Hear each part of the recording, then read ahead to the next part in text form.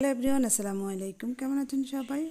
নিত্যদিন প্রতিদিন একটা না একটা নাস্তা তৈরি করতে হয় বাচ্চার জন্য। তো আমার ছেলে যেহেতু মাদ্রাসায় থাকে, তো তার জন্য আমি বিকেলে প্রতিদিন নাস্তা নিয়ে যাই। তো ভাবলাম আজকে একটু চিকেন গ্রিল করে নিব। তো এখানে আমি এক পিস চিকেন নিয়েছি আর এটাকে একটু কেটে নিয়েছি। এখন সবগুলো মশলা দিয়ে দিব। এখানে আদা, রসুন বাটা, মরিচের গুঁড়া, জিরা, ধনিয়ার গুঁড়া, তারপরে টমেটো সস, চিলি সস আর সয়া সস আর ভিনেগার দিয়ে তারপরে এখানে আমি বারবিকিউর মশলা ছিল ওটা দিয়ে দিয়েছি চিকেন গ্রিলটা করার জন্য।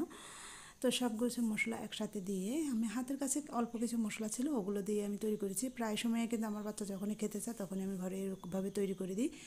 এখন একটু মেখে রেখে দিচ্ছি আর এটার মেখে রেখে দিব আর এর পাশাপাশি আমি বাকি কাজগুলো সেরে নিব। তো এই যে মাখামাখি হয়ে গেছে, এখন রেখে দিচ্ছি।